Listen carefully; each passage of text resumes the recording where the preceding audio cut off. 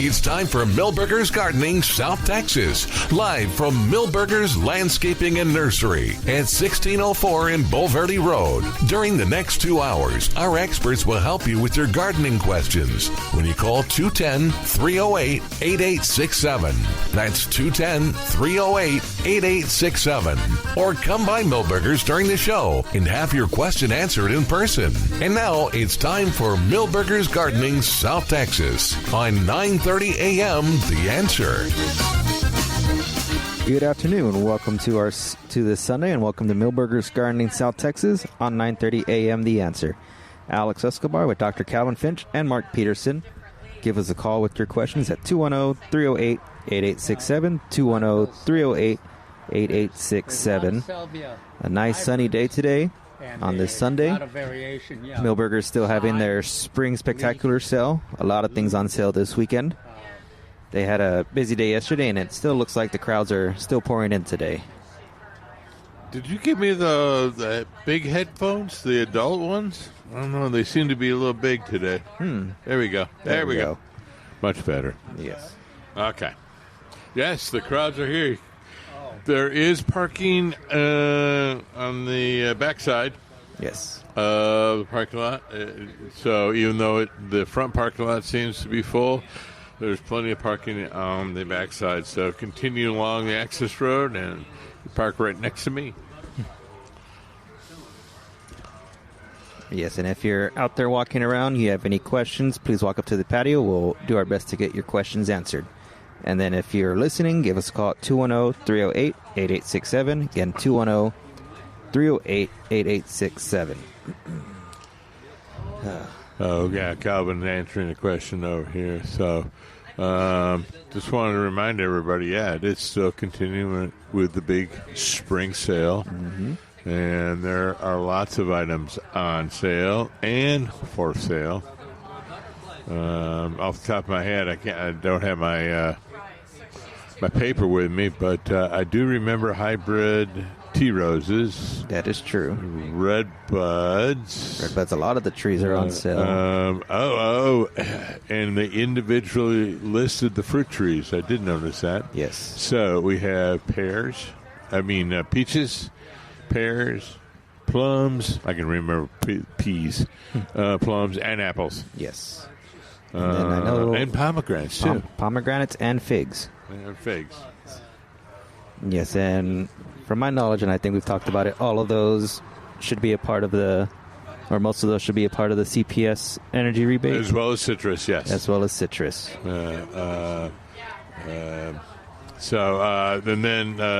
all the traditional permitted trees, live oaks, Monterey oaks, Mexican sycamore, cedar elms. All those are available here and are permitted for the CPS energy rebate. Mm-hmm. I think you've talked about these past few weeks that list has been a little bit more... It's been liberalized. A few years ago, as well as many of the requirements. It used to be have a stated distance from the house, and on the different cardinal directions, north, west, east, and south. They've liberalized that. Basically, it says anywhere 10 to 30 feet from the house and any side. So it's very much liberalized. I like to say it was over my urban forestry body, but some of it was. But they're paying for the rebate, so that's great. And just a reminder, I forgot to say this yesterday. Rebate ends April 30th or until funds are depleted. You know what I noticed over there? Were some of the Mexican olive in bloom. Gosh, they're pretty spectacular. They're on the list too, aren't they? I believe so. It just as soon as you said that, I was like, where are they? I believe they are. That's a wonderful plant. Those white flowers are hard to believe, hard to match, and they're a little cold sensitive. They will freeze back every few years, but normally they come back gangbusters. I've got two, and it depends on how sheltered they are, how often they freeze back. But they have a great bloom period in the spring and in the fall too. So, and then that fruit is not the favorite of wildlife, but eventually it gets ate. It's about size of grapes. I find the javelinas like it. Oh, really? Well, I've never had them in my yard. So. Yeah, that's about the only thing. I'm sure. I would guess the fox eat them. Yeah, foxes or possums. Yeah, and raccoons. The raccoons. And the birds eat at them for sure. Like the mockingbirds will pull them apart. But yeah, it's not. They'll pile up at the bottom of the plant. It's one of our great natives. Blooms throughout the summer, and that's an unusual thing and a desirable thing. We're kind of at the edge, I would suspect. Yes, we are. So, for those of you who plant them north of 1604, you always run the risk of them freezing. It's kind of like our little line here is 1604. Yeah. Is well, I wouldn't plant them north of it.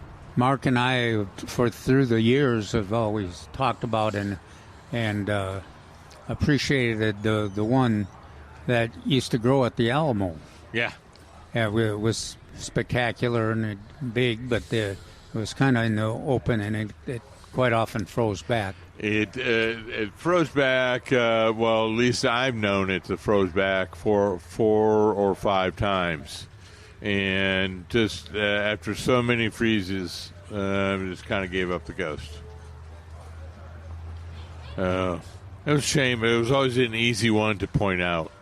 Goes, that's the Mexican olive with its bright white flowers. Yeah, it's a lot of them are they're partially shade tolerant, but they do the foliage survives in the shade, but if you want the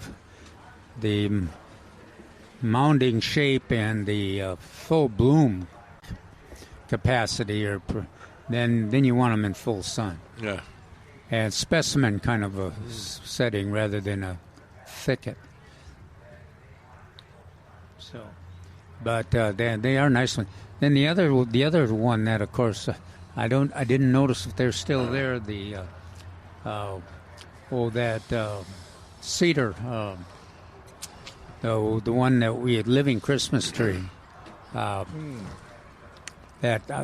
I've got one growing in my yard. The deodar cedar. Yeah, gosh, and they were two very attractive. They were about 6-8 feet tall. Yeah, nice shape and foliage. It made you think of spruce, and of course that's what we always talk about. That's as close as we'll get to. A lot of people. Can I grow Colorado spruce here? No, you can't do that. So sorry.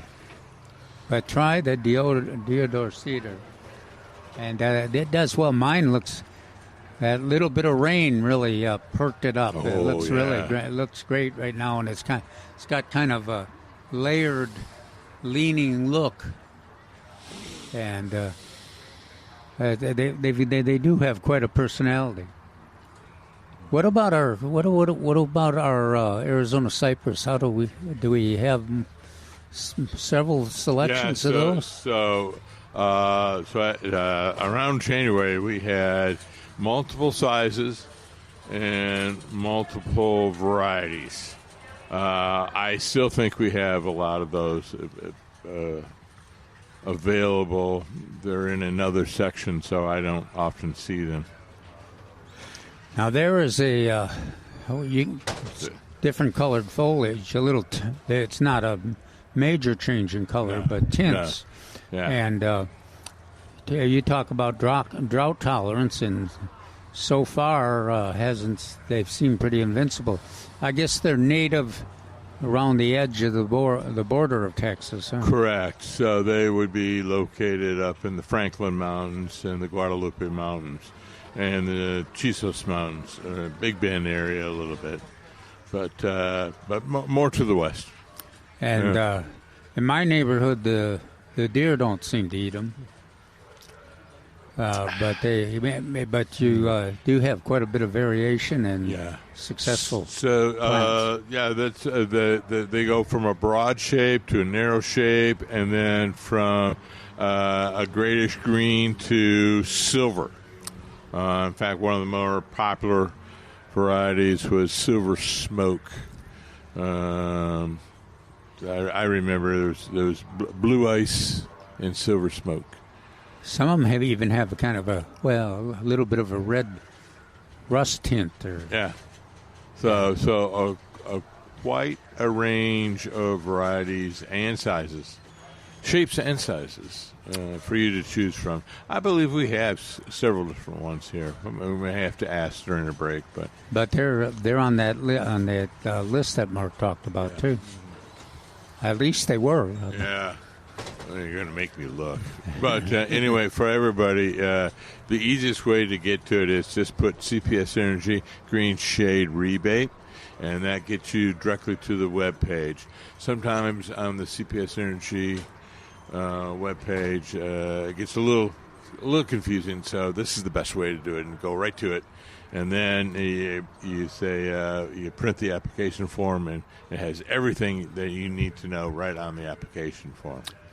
And Arizona cypress is one of those plants that doesn't bat an eyelash when it's trying to live in our limited soil and alkaline soil. No problem, it says. Just give me what you got, and I'll make a living from it.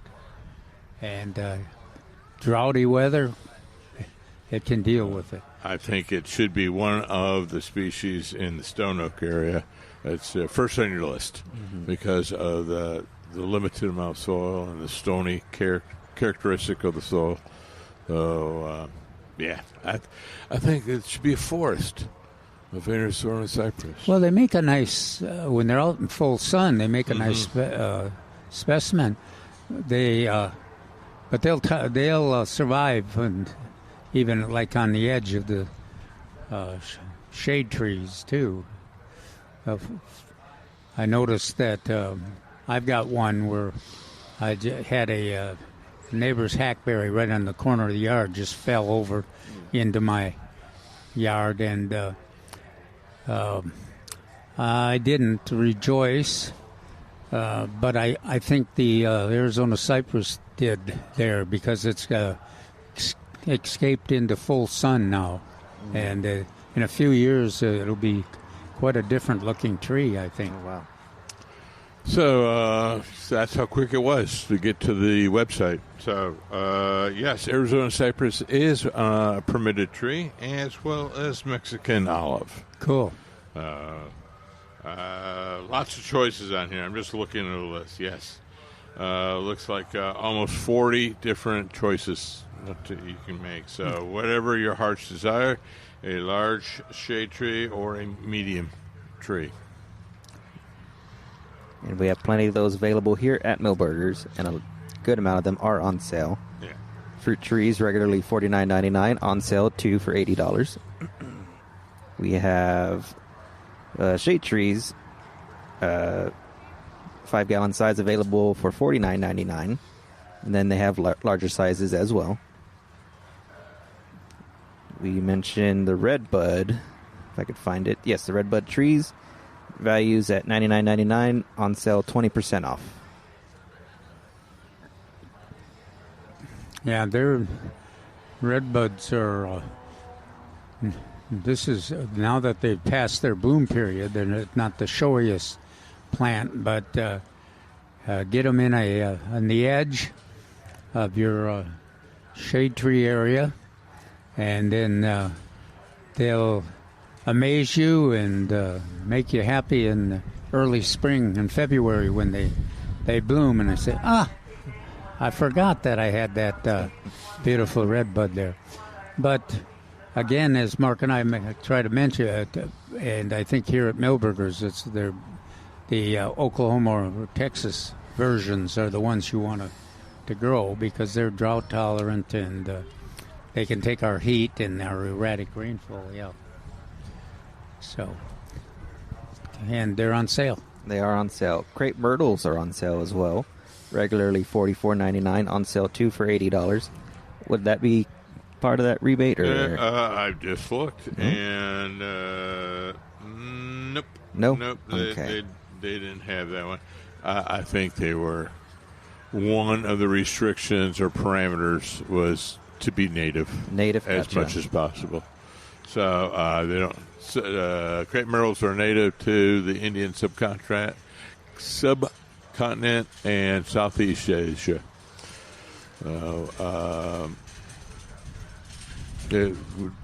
When you say that they are on sale, that's all sizes, all shapes and colors and sizes.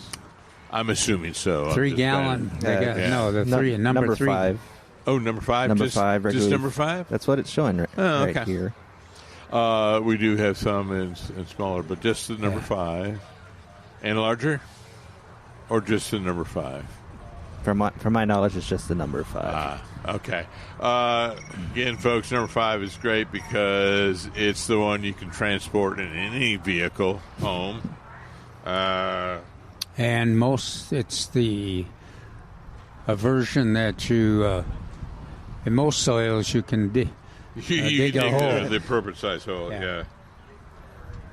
I think the last of the trees that we have on sale are citrus trees, which we have a good variety. Oh gosh, here. there've been a lot of folks. I'm starting to see a lot of flowers blooming on them. But yes, those are starting at $49.99. The citrus trees. You talk about a decorative plant. It's hard to believe in terms of blooms and fragrance, evergreen foliage, and fruit. Now you do some of the selections. You have to be careful about cold protection, the limes and lemons, but like bloom sweet grapefruit is pretty, and is pretty cold tolerant, and so are the what's our the one improved lemon, or are the satsumas? The satsumas are pretty good. That's the satsuma mandarin and the changsha tangerine. Yeah, that one's good. That's really cold tolerant. So think about those too. And well, I'm going to say 99% sure we have all those there. We did recently. We have in the past. We have, and it's been busy these past few days, so who knows what we still have available. But we still have a lot of selection here at Millburgers. 210-308-8867. We're going to take a quick break. We're going to be right back with Millburgers Gardening South Texas on 9:30 a.m. The Answer.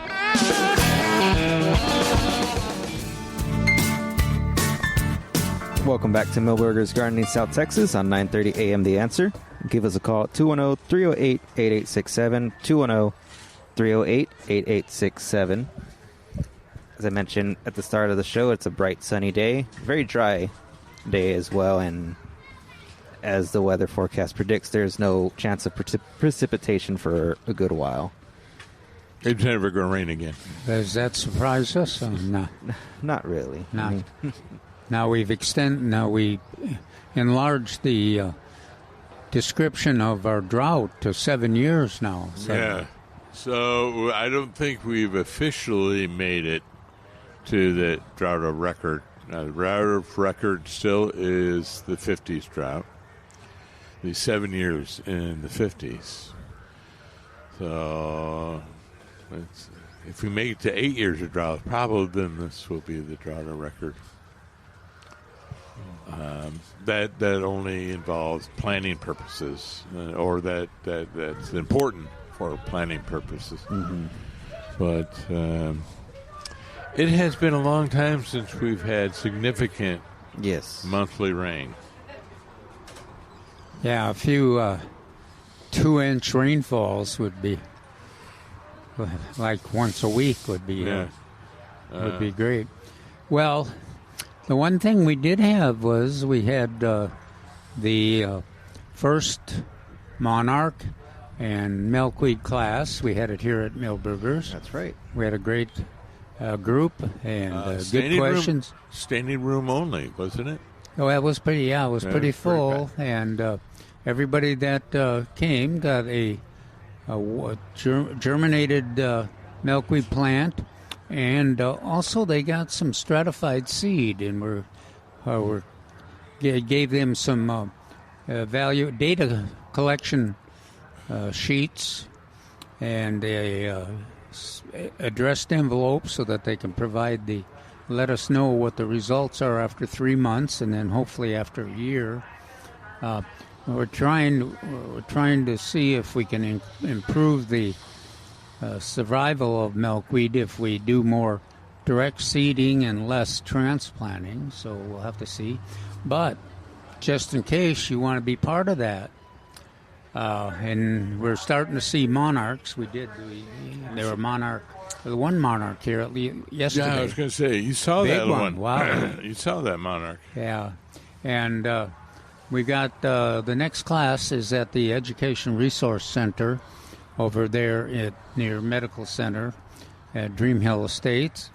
And that's at 10 a.m. on the next Saturday morning. And that's 6802 Dorothy Louise Drive.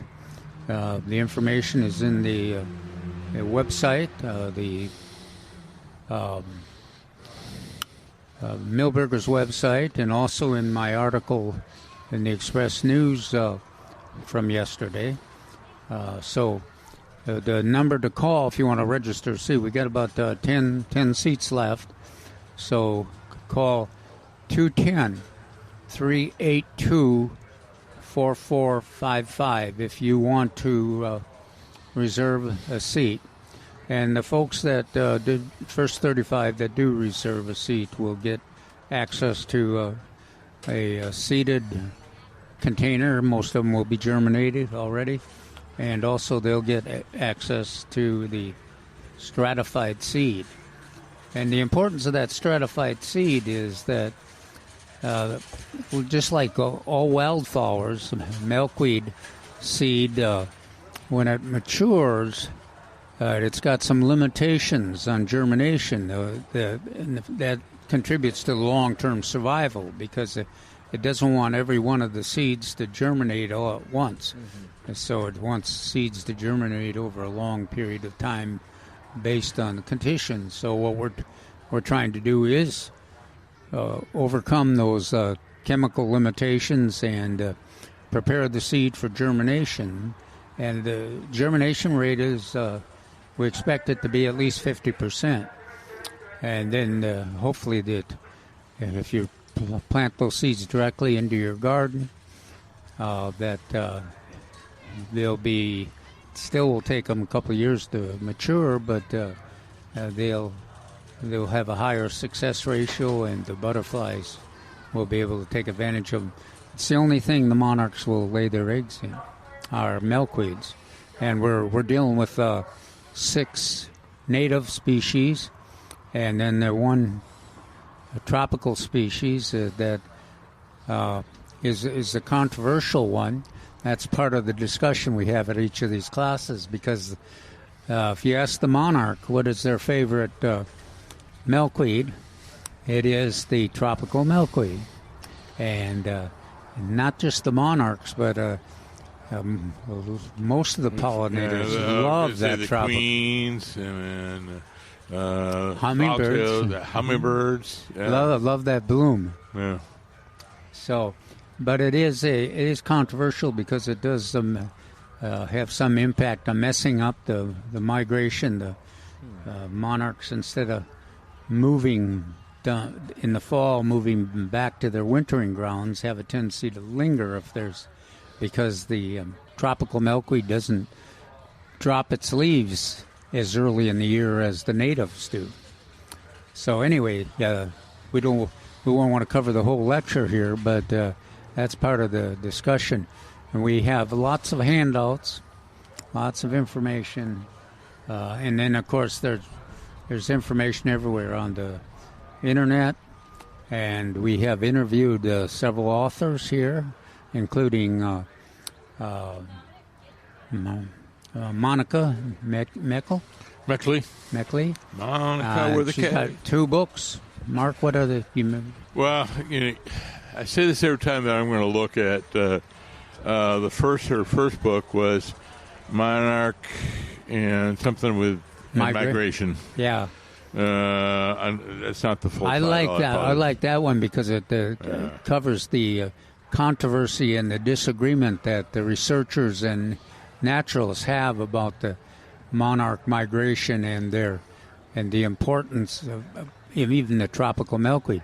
But then the other one is really interesting. It's really an interesting one. It's plants with a purpose. 20 plants that should be in your garden. And what her point is you should really have plants that have multiple purposes. So not only being attractive, they attract insects, pollinators, or they can be used for medicinal or culinary purposes. So plants with a purpose. A lot of them that she covers are important to the pollinators, and including the monarchs too. So it's interesting to see that, to read it.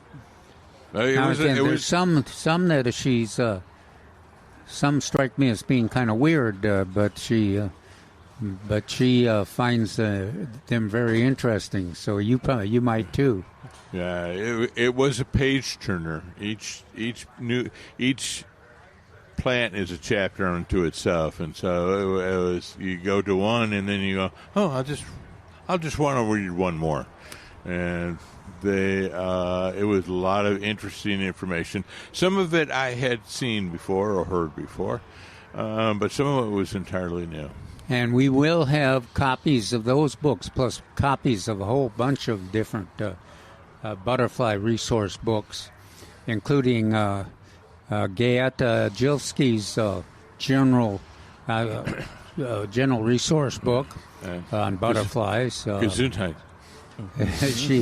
That's a great book. Oh yeah, it really is. I make fun of it because Calvin's the only one who could say it.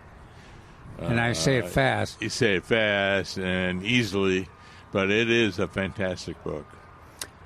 So we'll have those all on display, and then we'll hand out some typed up information about monarch breeding and their threat to their population. And then we'll also make, we've got some of the resource, one of the catalogs and information magazines from the Native American Seed Company. Really, it's wonderful. Got the photos of the various milkweeds and the butterflies, and then lots of books listed if you're looking for resources. So it'll be great. So that's on next Saturday at 10 a.m. at the Education Resource Center, and then it's not over because wait, 2 more. There's more. 26th of April at 6 p.m. So 26th or 23rd? Mark, maybe. It's 26. 26? Yeah. Well, here it is in the paper. The paper is always right. Yeah. Of course. And that's at 6 p.m., and that's at the classroom number 10 at the AgriLife Extension Office in Floresville. And there's the phone number. Have you got that in front of you? I do. I think this is the correct one. It's 830-299-0069. So if you want to attend the class and get access to the plants and the seed, you can do it in Floresville. And the final class is in New Braunfels on May 2nd. And that's at 9:30 in the morning. Yeah, it's 9:30, so you can get back here. Yeah. And do your wonderful show with me. So, and that is at the wonderful the headquarters in the garden of the AgriLife Extension office in Comal County, and of course the master naturalists and the master gardeners from Comal County are a part of the process. So if you want to get a seat there, we've got some left, and you call them at 8:30. I'm relying on Mark. Oh, Mark took his eye off the ball here. So it is 830-620-3440.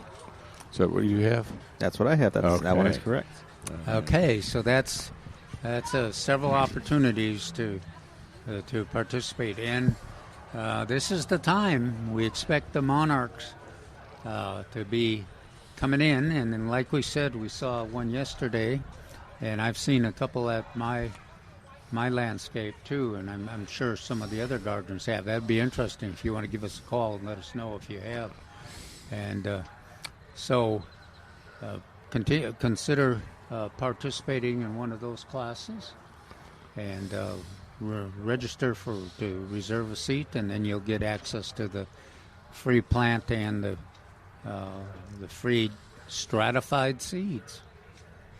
Speaking of butterflies, did you happen to find out which one was that dark purple black one with the orangey gold spots or patches? Yeah, and I thought about that this morning, but I neglected. Oh, are you hoping that I would forget? I'm catching. Let's see. I don't have access. I don't have one of my resource books with me today. Oh gosh, I apologize for that.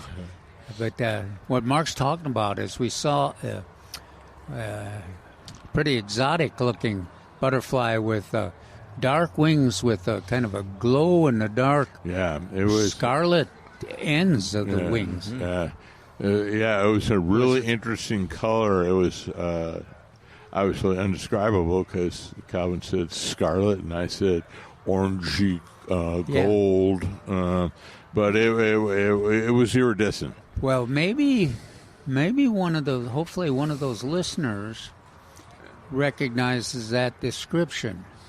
I have seen the photo before, and I haven't seen the butterfly in a number of years. But if you dark wings, though it was pretty bold. It was here at going from the perennials, mostly the lantanas, and had that kind of orangish, as Mark described, those roundish coloring at the end of the wings, a really glow in the dark color. So I'm looking over there to see if it's not usually when we here. Talk about it, they show up. It's not going to be here. It won't be here yet. Yeah. So if you know or a butterfly aficionado, then give us a call. Help us out. And boy, we had some in the class because we did one of the things we did was provide a envelope with an address to mail the data on to, and one of the volunteers went ahead and put a attractive monarch-looking butterfly on each of the envelopes, and guess what? Yeah, it wasn't. It was an Indian exotic butterfly. It looked a lot like a monarch, but it was not a monarch. And the gardener made a point of letting us know that was. And I looked at it and I said, "Yep, I guess we." I wanted to blame volunteers, but it's hard to blame the volunteers. And when you've reviewed the product and I didn't notice it. So now we have 250 envelopes with the wrong butterfly. Wrong butterfly. That's okay. but it'll give. We'll say we did that on purpose to create interest and conversation. But that is consistent with the complexity and the interesting challenges that are involved in learning about butterflies, and especially that monarch butterfly. Gosh, that's what a complex life it lives. Migrating, only laying eggs on milkweed, and the parents die. Each generation, if they lay eggs, they die. And some of the generations only live for 3 weeks after they've matured, and others 6 or 8 months. What a story! Absolutely. Come to attend one of the classes with us, yes. Or look for those books that we talked about, or go on the internet and just look up monarch butterflies, and there's lots of wonderful information. Yes, there is. 210-308-8867. We're going to be right back with Milberger's Gardening, South Texas, on 9:30 a.m. The Answer.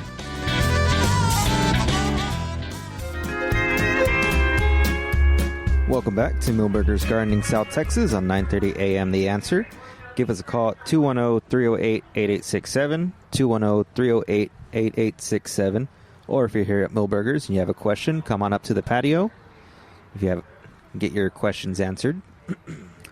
And if you get a chance to take a look at the article in the Express News, and the main topic is the annual flowers, the summer annuals.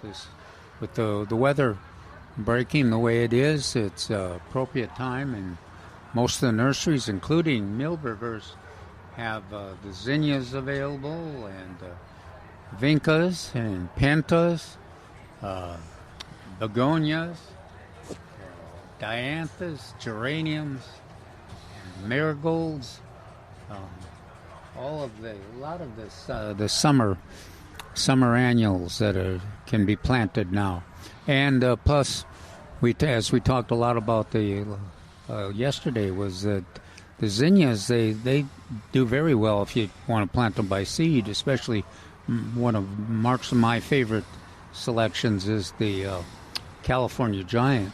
Well, no, Mark likes I like Profusion. Yeah, the little neat little Profusion that is pretty drought tolerant compared to the bigger flowered zinnias, and also, but just as well liked by the pollinators as the other zinnias too.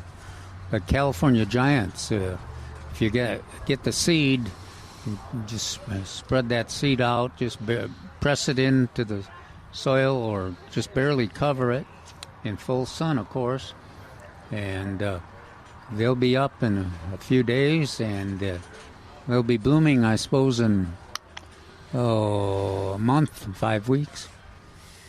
And a lot of the if you had zinnias last fall, a lot of those seeds, and they drop seeds, a lot of those seeds have germinated and are growing, and they'll be blooming too pretty quick. Yeah, I've seen a lot in my neighborhood where they had zinnias last year, and you could see them. It's just kind of a green little fuzz over the entire area, and I'm going, wow, can't wait for the zinnias. Yeah, and including as a source of nectar for the pollinators, including our monarchs. But even the hummingbirds love those zinnias and will get nectar from them. And then and they make great cut flowers. That's where I like to grow them in rows in the cut flower garden, and you can make bouquets in the color. The Dreamland zinnia, the flowers are really kind of dense, well disciplined, well shaped, and the colors that orange is one of my favorite, and then yellow. They have an orange and then a purple, and they even occasionally have a red, a dark You're scarlet right. red. And Occasionally, that's kind of the rarer ones. Yeah. That cream colored is nice too. So the zinnias are here, and geraniums and the begonias for the shade. If you want looking for shade plants, lots of choices on the begonias. And speaking of shade, we mentioned pentas yesterday.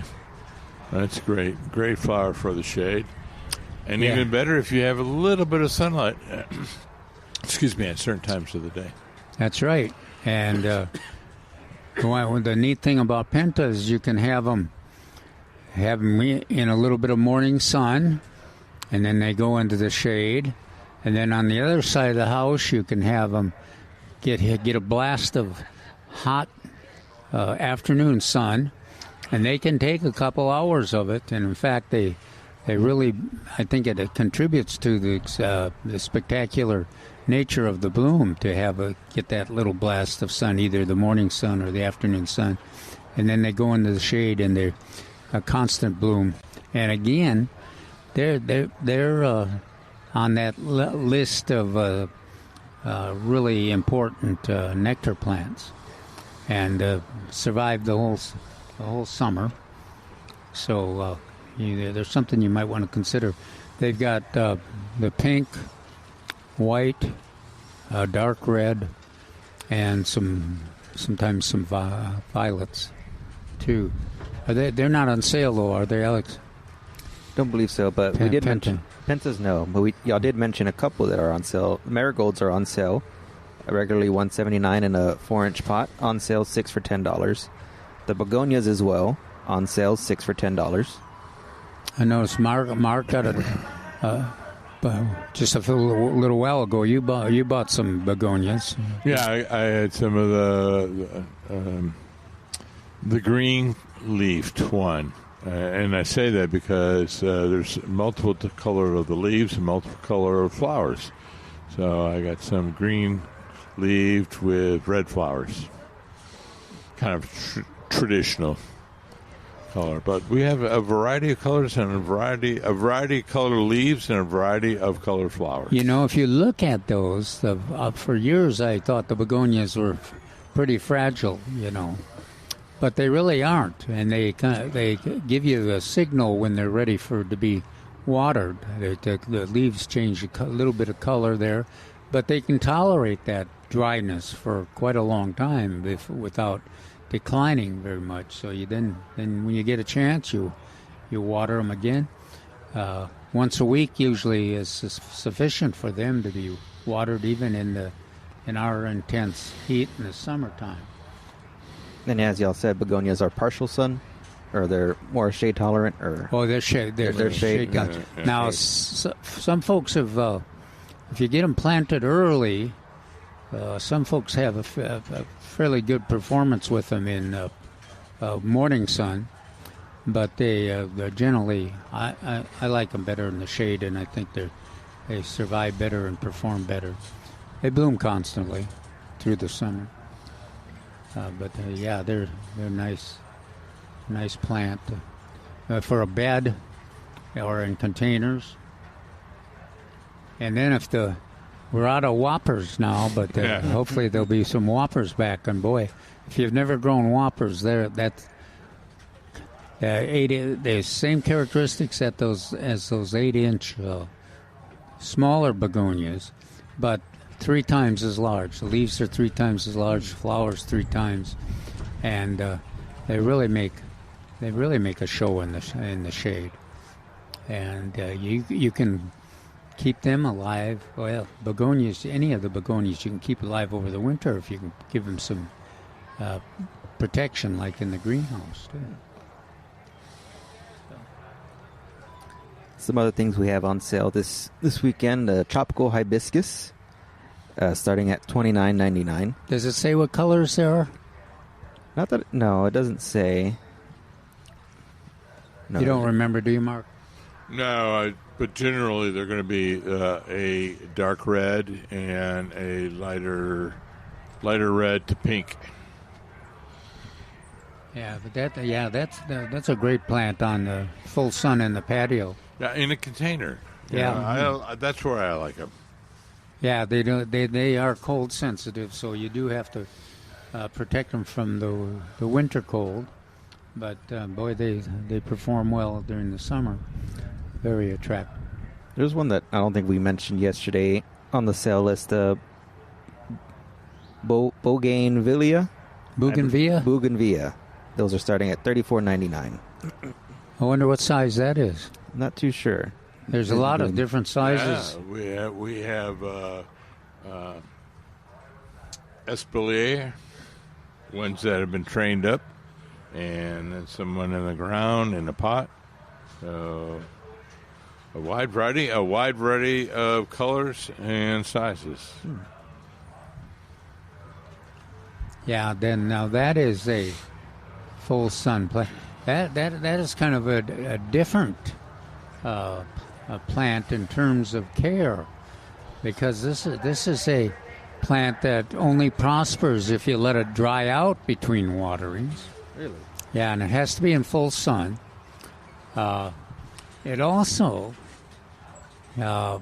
is not inclined to bloom unless it's root bound. So a lot of times the first thing you do is put it where you want, in the container that you want it, or in the landscape. And if you put it in the landscape, you may have a long wait before it gets root bound. So quite often the best way to grow them is in a container, but they have to get root bound, and then they start blooming, and they're kind of a cyclical bloomer.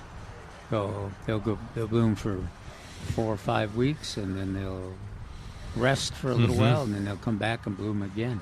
But if you spend all your time watering them and spend all your time potting them up in bigger pots, you're not going to have much for blooms.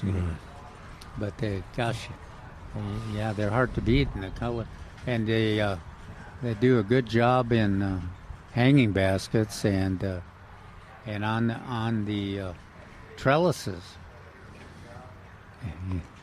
through the summer. So, and then a lot of gardeners spend a lot of their time trying to get them to survive the winter. Yeah, that's why again, like I like to grow them in pots. A fairly large pot, but one that's movable.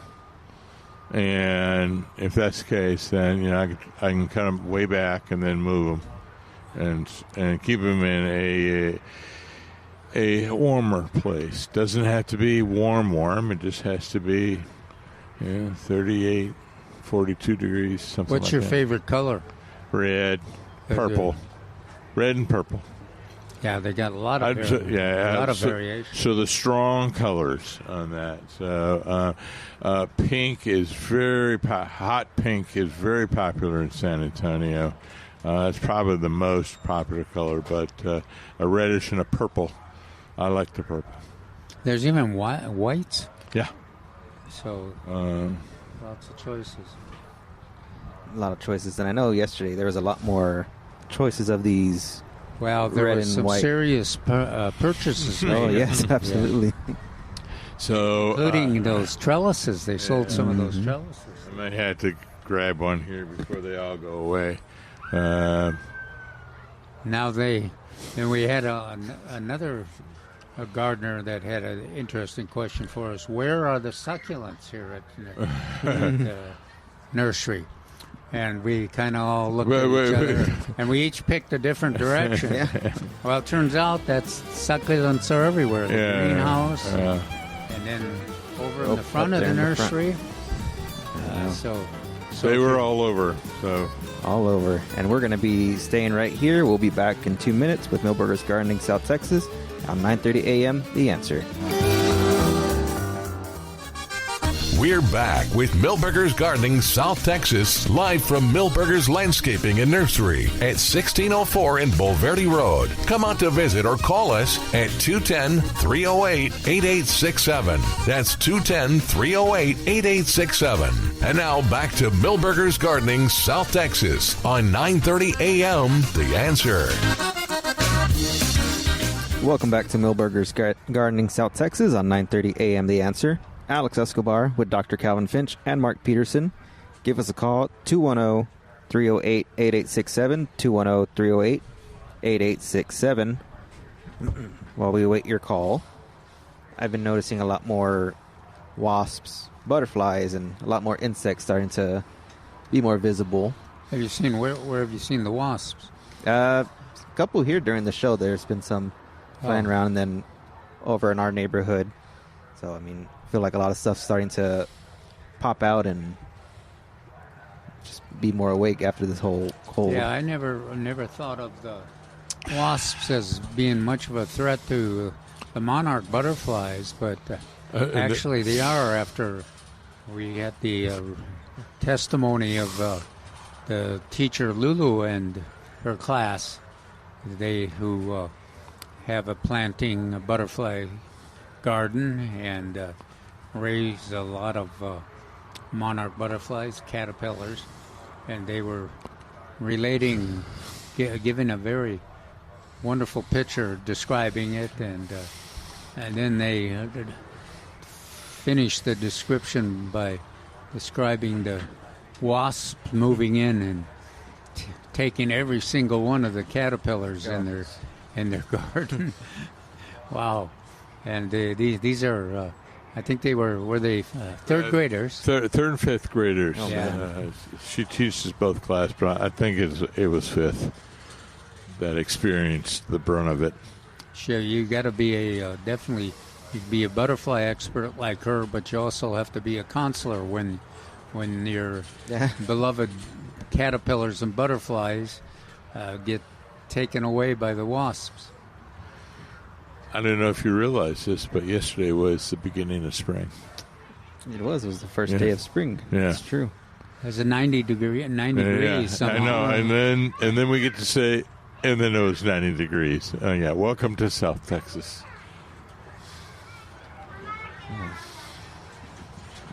But with so many, I guess, insects and pests around, what can gardeners and people do to, I guess, are there some insects that are beneficial to people's gardens or some that you should try and keep away? Well, the wasps are generally beneficial. But you do have to keep in mind that nature is not simple. And even the one of the reasons that the long term that the monarch butterflies and queen butterflies rely on milkweed plants for their caterpillars is that the chemistry, if the caterpillars eat those milkweed plants, it leaves a bitter taste in the caterpillar and in the butterfly. And so most predators do not tackle the queen or the monarch butterflies. But these particular wasps do seem to be interested in eating the caterpillars. So, yeah, your general question, what constitutes a beneficial insect? From our standpoint, one that preys on other insects which we deem to be not beneficial, detrimental. So we like the wasps because they tend to eat a lot of caterpillars or other bugs. Ladybugs, because they eat a lot of aphids and scales and things like that. Praying mantis for the same reason. Oh, by the way, we have ladybugs and praying mantis on sale here. Right there by the counter? Right by the counter in the little refrigerator. But do you remember when the praying mantis just kind of got out of favor when we got some gardeners sent us photos of praying mantis ambushing hummingbirds at their hummingbird feeder. My goodness. It was unbelievable. Pretty madness will get pretty big. So yeah, and there was some that increase at a national level. Other people had sent in stuff because well, my wife had a similar situation like that. She was loved the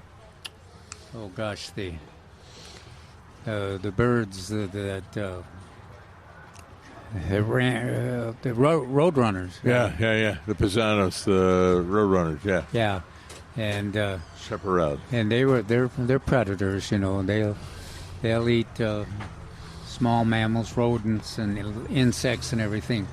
They lost favor with her though when they one decided that the easiest thing for them to do for their hunting was to sit down underneath the suet feeder in my yard and harvest the sparrows as they went down to pick up suet. And she said the roadrunners lost all favor with that kind of behavior. Yeah, the biggest, most disturbing sight I ever saw was a hummingbird in a orb spider webbing. So the orb spiders are big, the yellow and black one. They have a big in a garden, and they tend to have a zigzag pattern down the middle of it. So there was a hummingbird caught by the orb spider. Now that's big game hunting. Yeah. Well, and Mark wasn't here, but we've told the story many times of as we do all the time. We were admiring the birds and the butterfly action here in the perennial plants in front of our studio, and we were talking about the I think it was one of the Cecropia moths or one of the Sphinx moths, and one of our favorite grackles who spent a lot of time here came walking up and right in the middle of our conversation and just went grabbed the Sphinx moth and swallowed it down, and then gave us a dirty no, not a dirty look, but a pleasant look. Thank you. A smirk is what I was. Oh, that's yes, Milton was in therapy for a very long time, and because of that. The grackles were no longer on his favorite planet. Yeah. For those who know grackles, it was a smirk of a look. Yeah, I don't like grackles. Now, the Sphinx moths have been surprisingly a large number of them here. I don't remember. Yeah, it's either the same one who's a frequent visitor or multiple ones, but not so much today. Maybe we moved some of their favorite flowers. Well, and I generally think of them as in the something that we'd normally see really early in the morning or in the evening. Yeah. But they've been here at midday. Yeah. A good observation. Yeah. So, lots of action here. Lots of action, and there's still a lot of tomatoes that are still available. There still are a lot of tomatoes. We haven't spoken to Peter. I don't know if there'll be one more order coming in, but there's plenty of the rodeo tomatoes. I don't know. Bigs? Does the name put off people? Pole big? I don't know. Well, I don't. Yeah. Maybe they're just not as used to attractive as a red snapper or Thunderbird. Tycoon Thunderbird was kind of a cool name. Yeah. But anyway, so we have plenty of those. We have a full table of different sizes. We have the 4.5, and we have the number 1. Last we checked, we still had some Ruby Crush, didn't we? Yeah. I got to pick one up today. Okay. Before they're all gone. And you mentioned Red Deuce. Mm-hmm. So, I have my list right here in front of me. So we had as of yesterday, and I think today I looked, Tycoon, Red Deuce, Large Cherry, some Ruby Crush, Amelia, Juliet, and pull big. And that pull big, as Mark mentioned, is the rodeo tomato this year, and it's a Polish hybrid, determinate. So what that means is that it grows quickly to full size and then concentrates on setting fruit. So you should be able to harvest all the fruit by the end of June, early July, and then remove the plants before they get loaded with spider mites, which is one of the problems we have in the hot part of summer. Or also just once it gets hot, our 100-degree weather is not the best tomato weather.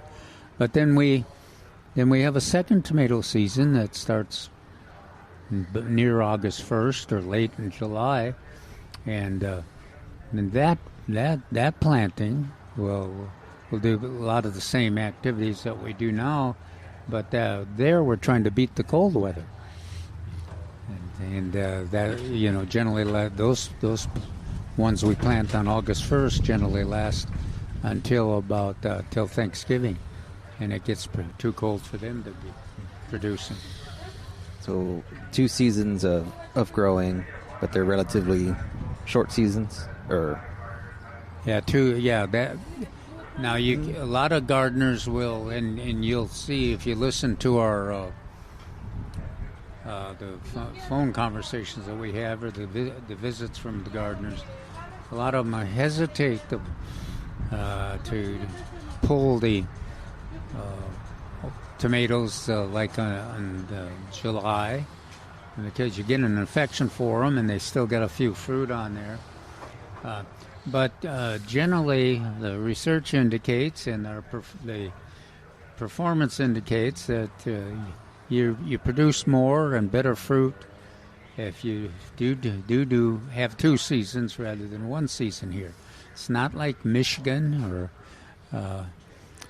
up north, where you have one longer season, and you have indeterminate rather than determinate plants.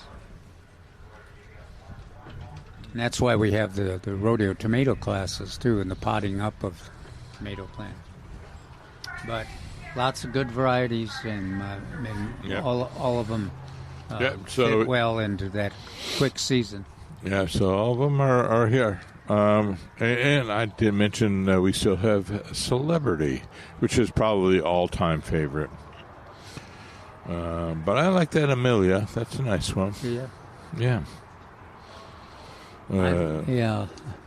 I've got Ruby Crush, of course, my favorite. I managed to get the BHN 968. Yeah, okay. So, ladies and gentlemen, I procrastinated, so I didn't get it. I got Celebrity and Tycoon, and of course the Pole Big, because I always want to see the new the new rodeo tomato and see how it performs compared to the old selections that we have. And that's one of the reasons we have a rodeo tomato that we select every year, is that the AgriLife Extension team, including David Rodriguez and Larry Stein, they run a competition to performance of various tomato varieties, and then pick the one that responds best over several years to our conditions. So when the varieties disappear, which they quite often do, because we're relying on wholesale producers that mostly select their tomatoes to meet the commercial growers. I don't quite understand that. They would prefer to sell 2 million tomato plants than to sell the 150 that we buy, that us gardeners buy.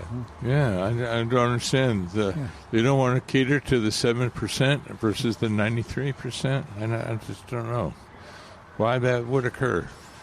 But some of them, just like Mark mentioned, Celebrity and Tycoon I think is so far in that same category. Some of them linger because of the performance. They just are such a favorite. and then smaller wholesale producers take advantage of that opportunity and keep producing those. So we thank them for doing that, because they are varieties that we've had great luck with, and they work really well in our garden. Oh, there it is. Look at that. Butterfly's back. Yes. Oh, wow. So they have a hanging basket by me, and I was speechless. I was just going. Yeah, right. My description has not attracted. Mark, see if you can describe that and see if we can get some. It is more of a yellow, I guess. Yeah. But it's iridescent. I mean, it is spectacular. And a little bit unusual shape, long, kind of longer. Longer four wings and shorter back wings, whatever they're called. And when it lands on our, mostly it seems like the lantana, but the wings, it continues to move its wings. Mm-hmm. It doesn't seem to settle in and rest like the monarch does. Oh gosh, yeah, that is. But if you could have seen it, if we had a camera, there would have been. My mouth was open. All you would have seen was Mark's teeth and his tongue. Yeah, and my fingers about a foot away, going. Oh well. Mary. Trying to spot Mary to see if we can see if she would know what it is. She's the butterfly expert here. He's off his chair. Calvin's determined to find out what he this is. Determined. Well, yeah, after I poked fun of him because I said, hey, we teased yesterday with the tease that you would find out what that butterfly was. And so if you weren't listening earlier, I was, Calvin, you promised you would tell us what that butterfly was. And it's just hanging around right there. Yeah, now it is. Just teasing. Well, it's teasing. Welcome to radio. This is what I used to do to Melton all the time. Mm-hmm. Welcome to this excellent radio. Here we are just waiting for a butterfly. Anyway. Well, he found Mary, so I think we'll find out We'll soon find enough out what here. that will be. Charlotte, how are we on time? Do we have time? Doing fairly well. Oh, okay. Well then let's talk. What was Actually, that? before we find out, we have a caller on the line, 210-308-8867. James on the line. Maybe the caller will do it at the same time. Yeah. What do we got? Yes, James. Hello? Yes, sir. Hi. Yeah, this is Mark. This is Alex. This is Calvin. Okay, I can hear you now. Okay. Hey, listen, some bad news and some not so good news. I officially have pronounced my orange frost as being deceased. Oh, you must have been in that pocket. You said you got down really cold one time. Yeah, close to 17, a couple of days. And I made a mistake. I planted it in not the most ideal location, and so it's partly my fault. I planted it in a low spot, and I should have planted it on higher ground. But it is what it is. Hey, and then on my August beauty gardenia, is there going to be a memorial service? Or? Yeah. Where shall we send the cards? No, I think I'm just going to take a handsaw to it and just cut it off and throw it on the burn pile. My burn pile has been growing for the last 5 years because we can't burn. So yeah. Yes. Anyway, Yeah. yes. Okay, my August beauty gardenia, which I had hopes and still have a little hope for. I neglected to bring it inside, so that's gardener error again. It's not as green as it was on the stems. A lot of brown wood, but closer to the base where the stems are thicker, it is still green. Several of them. Should I just cut that whole thing down to a couple of inches or so and just top it? It's in a pot or in the ground? No, it's in a container. Okay. I don't think I'd take foliage out. What are you doing to keep that? How long has it been in there? Right. We're going to get on your management aspect of it here. In this container? Mm-hmm. In this particular container? That's Yeah. what? Many years. Probably over 5, probably pushing 10, probably closer to 10. Wow. Been in the same pot. Yeah. It's Very root bound, I'm sure. I'm thinking. Same size, same pot. I think it's probably time for you to almost exchange almost all the soil for a fresh, acidified situation. Right. And I thought about doing that in the past, but I don't think I can manhandle it. It's just too big. Really? Because I thought about doing that before. Yeah, it's in a big container. Here's what you're going to do then. Yeah. Yes, you would prune it back enough to where you can move it into a new pot. So a half.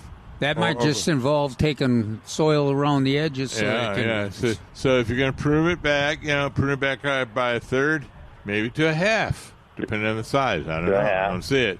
And then you can wrangle that, take that out of the pot, out of the old pot, get some new acidic soil, just like Calvin said, get it into a new or larger pot, preferably larger. And then work with that. So pruning it back does not kill it, but you move it in the immediate process. You cut it, and you take it out, and you put it in into a new pot. And then I was also going to say, not only acidic, but make sure you get a fertilizer that is acidic. And don't over fertilize it. And don't over fertilize it. Do it slow but steady. Okay. Yeah, all that being said, that seems like a treasure. That's amazing that it's lasted that long. Yeah. Oh yeah, and see, and that's ideal. What you're suggesting, repot it physically. If I leave it in the same container, would you still recommend cutting it back to try to give it a chance to grow? Yeah, I would do it, but I did less. Yeah, don't go overboard on it. But that impact, I like that impact of getting half the soil out or a third, because that'll do a good job towards making that whole pot acidic again. I think, then if you don't over prune it, I think it'll be able to take advantage of that new acidity and then the new fertility, and I think you'll get the kind of response you want. Okay, but you say not prune it back as heavily, but it has I think a lot of the wood is dead. Well, the dead wood you can, but I wouldn't. Yeah, okay. I always hesitate to sacrifice any leaves, especially on those that are in the edge of being stressed out. Okay, well, they have no leaves, green leaves on it at all. It hasn't leaked out. Still got the brown leaves. Except at the base where it's still green, there are a few green leaves holdovers that didn't freeze from last year growth. Just a few leaves. Okay, so you got a lot of flexibility there. Yeah, I'm gonna cut it back pretty severely if it broke. We can tell. It broke. Yeah. If it's dead, there's no sense leaving it. Cut it.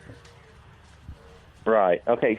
Secondly, or thirdly, I guess it was Tuesday morning. I got just right above freezing here, and I covered my Sweet 100 and my Chili Patine, and they came out perfect, smelling like a rose.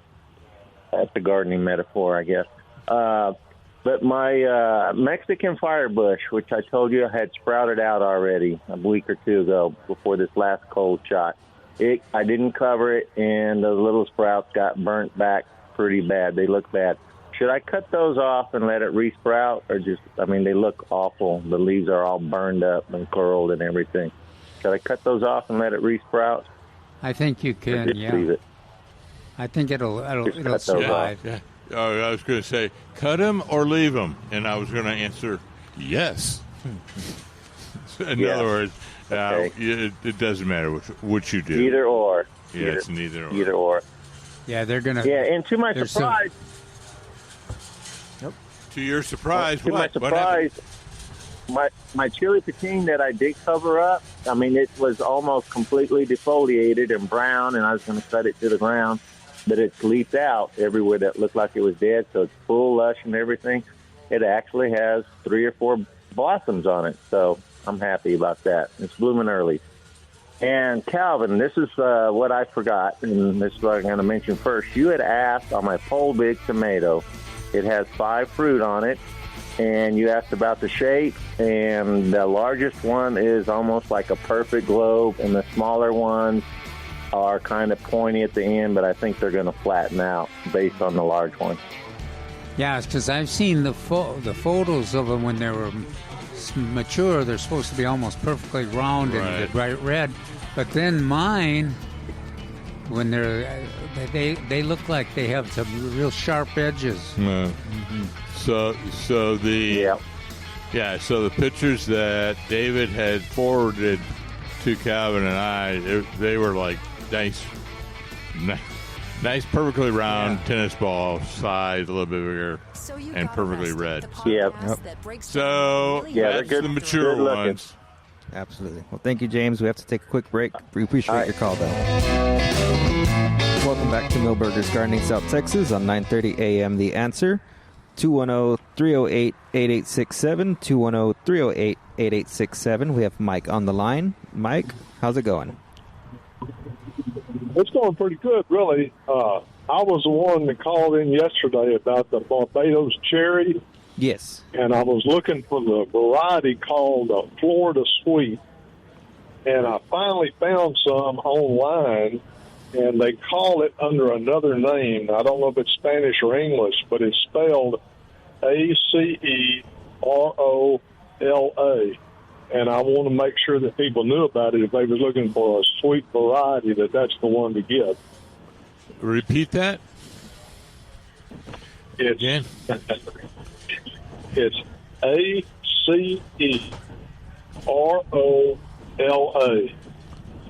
L.A. Okay. L.A.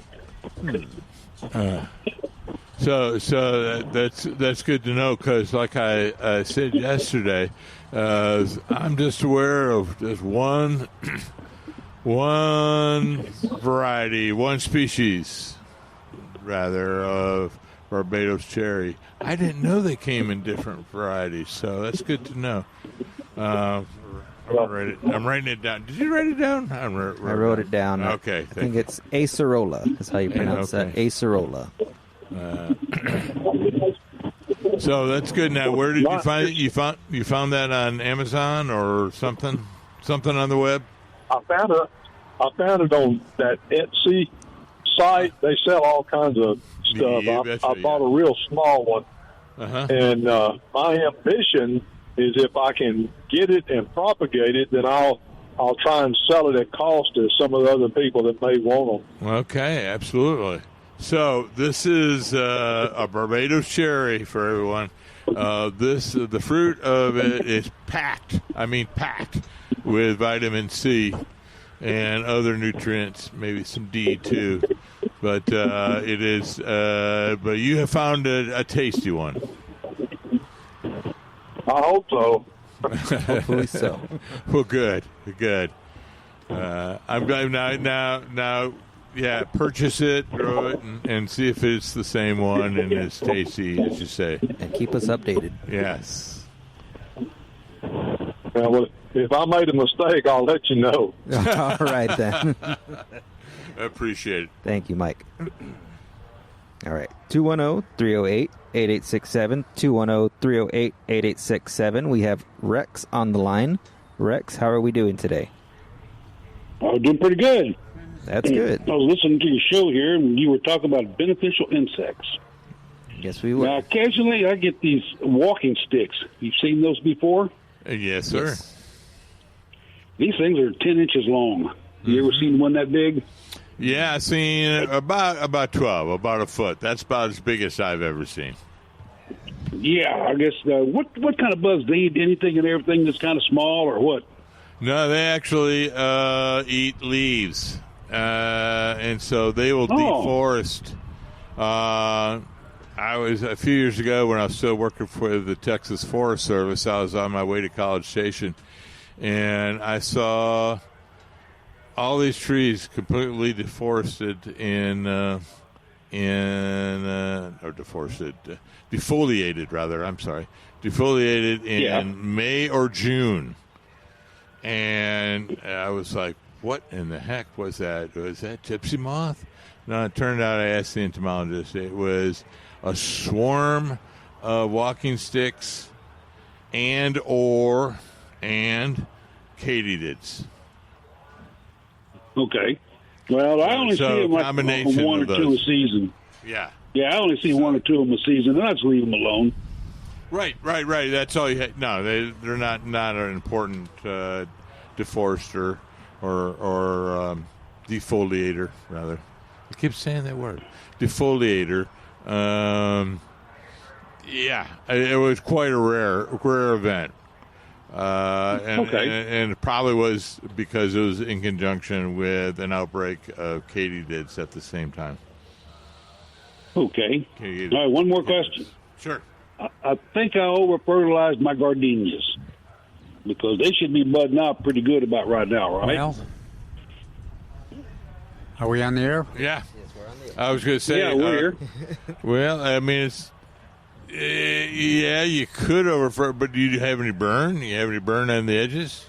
No, they just look dead and limp. The person that gone? You know? Okay, I made a run in there. I had forgotten all about all those wonderful resource pamphlets that Milberger's offers, including the butterflies and birds and all those other topics, and.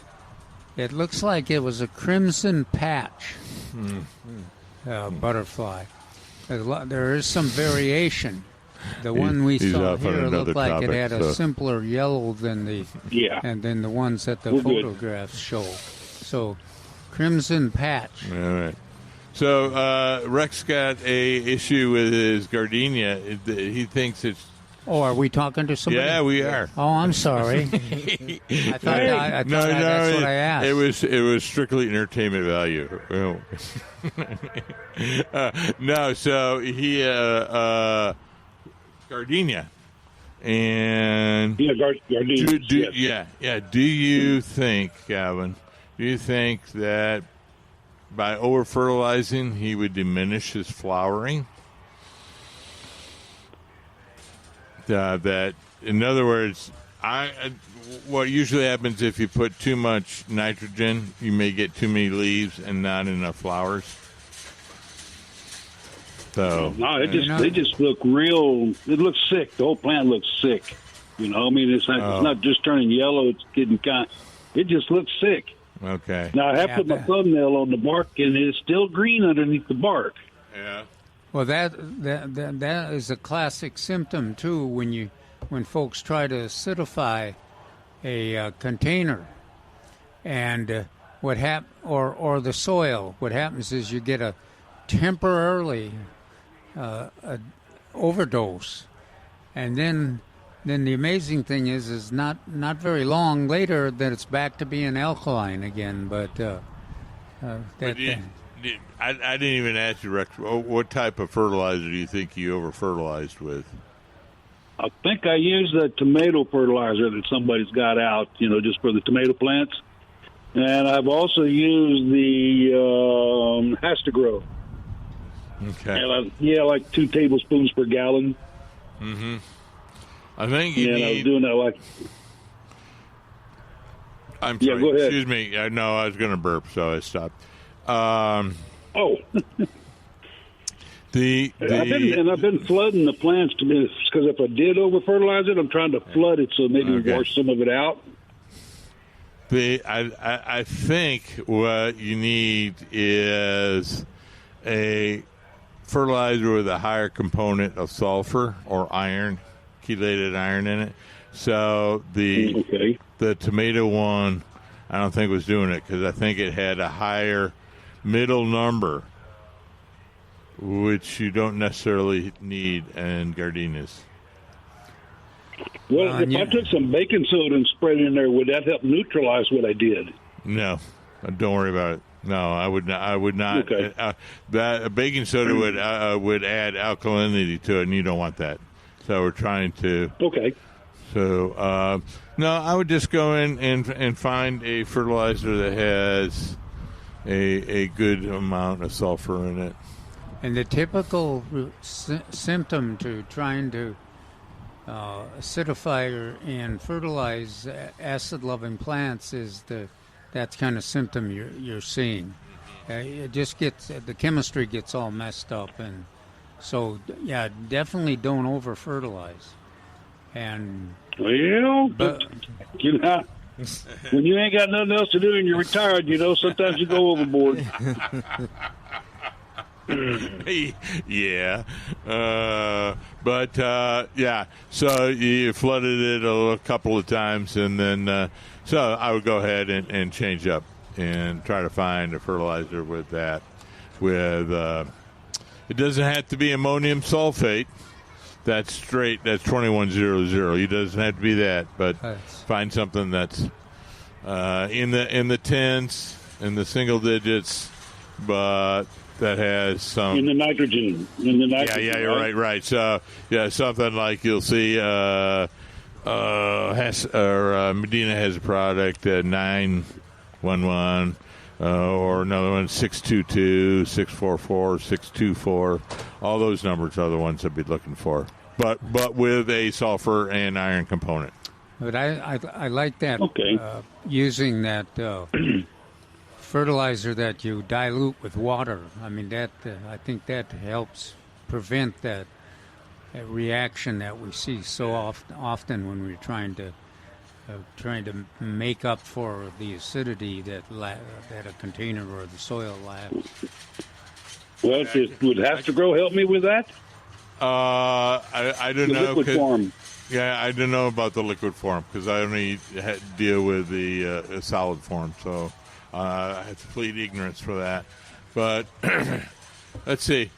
In the commercial world, we use Peters, but that's not what I'm thinking of. I'm thinking of the other one, the other common one, Miracle Grow. There you go. That's it.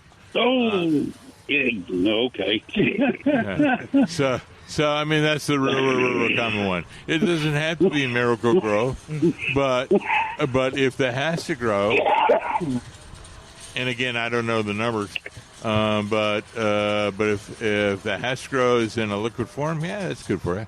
Yeah, try that. All right. All right. All right. Well, thanks, guys. Y'all have a great day. Thank you, Rex. You as well. Thank Bye-bye. you. Thank you so much. 210-308-8867. We're going to take one last break. We're going to be right back with Millburgers Gardening South Texas on 9:30 a.m. The Answer.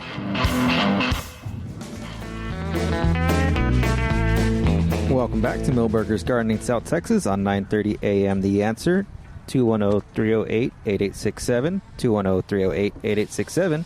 Or come on down to the patio like this fine gentleman here and get your questions answered by us. Oh, who's that?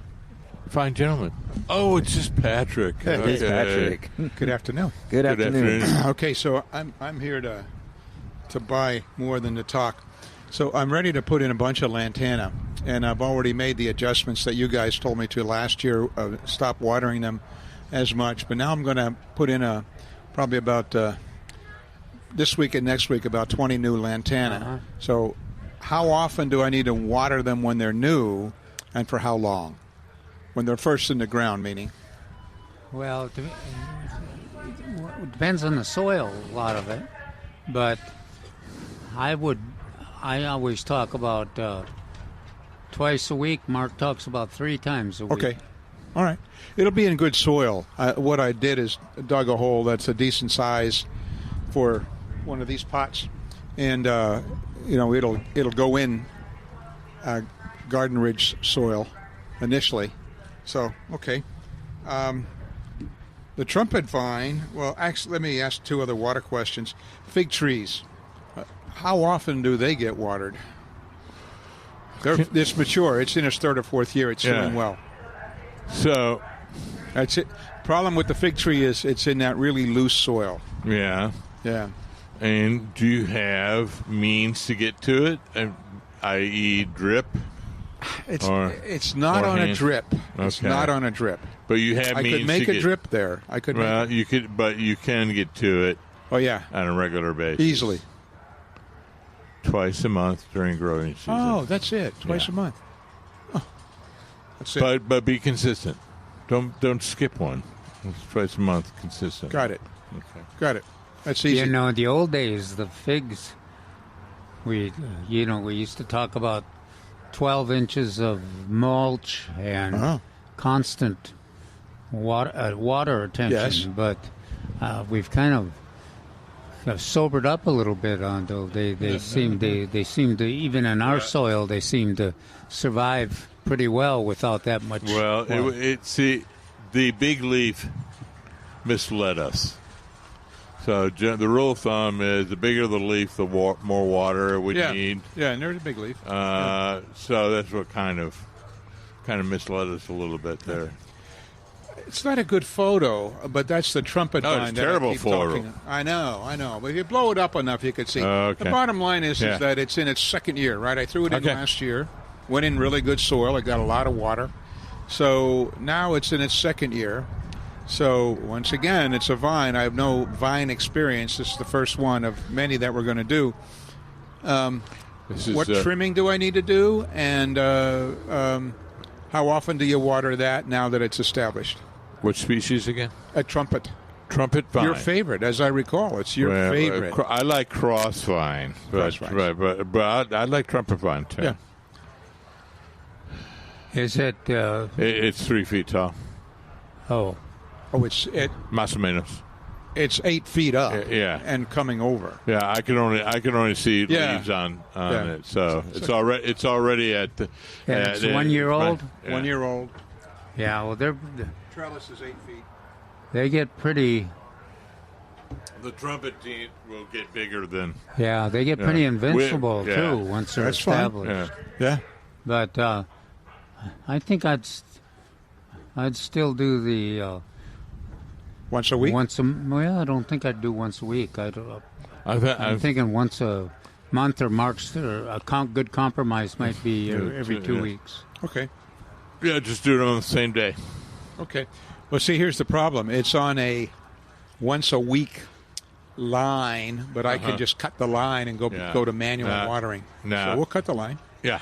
Or what kind of irrigator control box do you have? I don't have...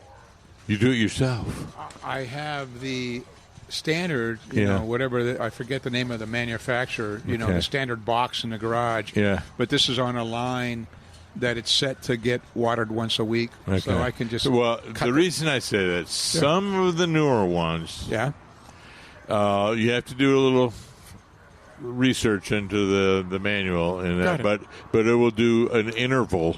It's called an interval, and the interval is 14 days. Got it. So you may spend some time looking to see if that one, but that's what you look for, the words interval. Got it. And then you can go up to 14 days and run it every 14 days. Okay. Damage photo. Hang on. So I got a little damage on a lot of my shrubbery because of that cold weather. And again, this is not a bad photo, but it's not a great photo. You can see I got a little damage. That's on the sage, those two big long rows of sage, but I've seen it on some of the other plants. Do I need to trim that or just not worry about it because it's...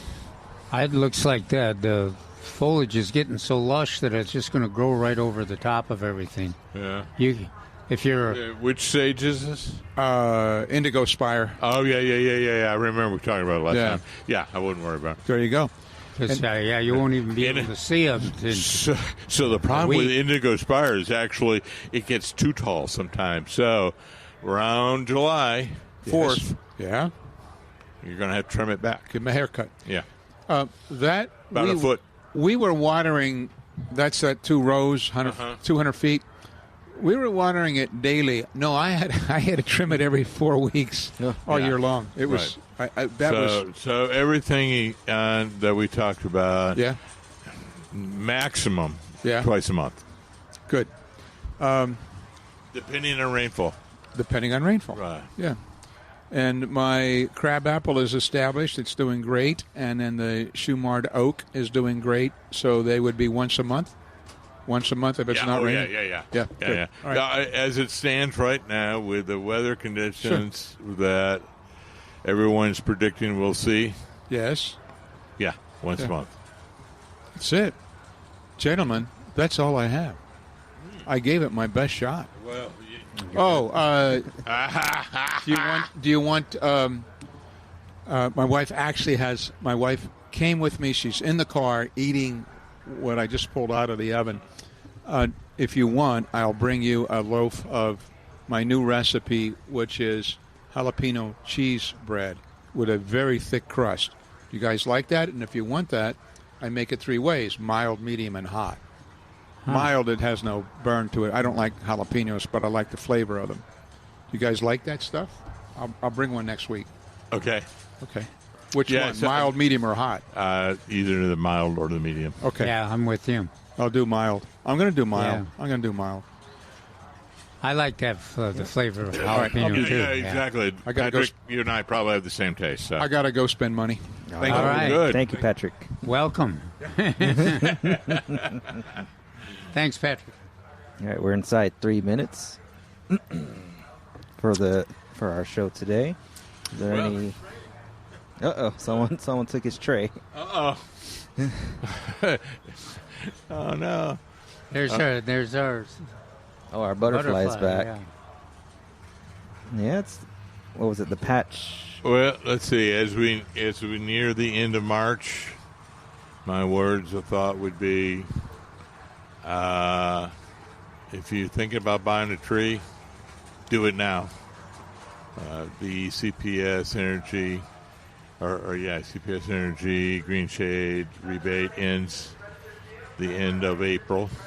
So you got about a month. And we have an excellent supply. Excellent supply. Peter reminded me again. We have an excellent supply of trees here at Millburgers. And don't forget those Mexican olives. Those are beautiful. They're blooming right now, the ones here at the Millburgers. And I checked. They are on the list. So, great. Good. And today we also talked about Arizona cypress. That's another excellent one that's on the list. Yep. They make quite a show in the landscape.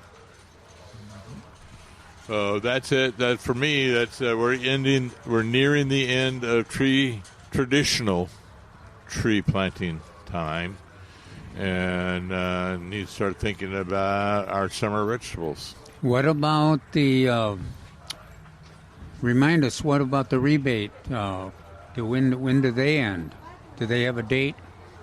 You mean the SAWS coupon? No, the CPS. The CPS ends at April 30th or when funds run out. Okay, so in a pinch, Mark's saying we're moving from the less than ideal time for planting, but we've talked about nowadays with the potting up that we have, we're talking about 12 months of potential.